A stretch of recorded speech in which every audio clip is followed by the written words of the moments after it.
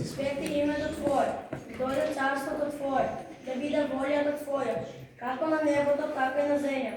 Хлебот наш насушен, дай ни го денес, и прости ни ги долговите наши, кашто и ние ще ги пошлеваме на нашите доните. И не воведувай на изкушение, но избави от лукавиот. Амин. Господи, Боже мой, прости ми ги грешните мои, лошите зборови и мисли, умот мой ще ги крои. Милоста Твоя секој ден да ме прати, за секому добрина да му се врати. Спасителу мой, научи ме да го следам патот Твой, за и аз да имам милост към другарот мой, убавината, добрината и любовта Твоя, да блеска до душата моя. Амин. Ангел, ангел, чувано мой, сочувай ме под ангелскиот покров Твой, заслони ме под белите кривој Твој, пази где на сите черкови мои. Изгони ги лукавите ставици и кравици, да бегаат от мене кои изплашени братци. На патот мој да ги чекам Твоите знаци, секогаш со мене да биде Божиите знаци.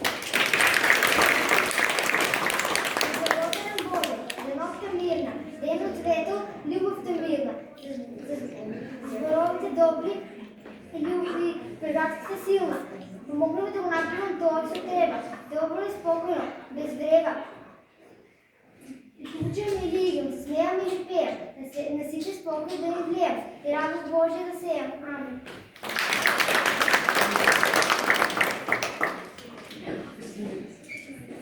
Молитва за учење. Преблаги Господи, дај ми сила да го научам збор, за смело да поитам кон школскиот двор. Оценки добри да имам, мама и тато да смирам, баба и дедо да ме фалат и благослов да ми дават. Школото да ми върви, во класот да бидам први, патот да ми се отвори за по-големи благослови.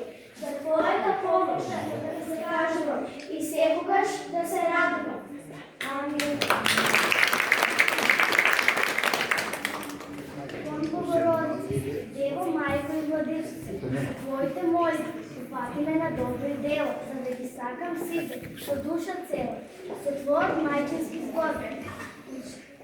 Щеди го свиот детски хор. Ти си нашиот рај, во овој земен крај. Благословена си ти меѓу жените, зашто го роди нашето спасение. Ангелче, ангелче сум јас, Господ е мојот спас, на истинскиот час. Ангелче, ангелче сум јас, срцето го давам за вас, Богородице мајка на сите нас. Амин.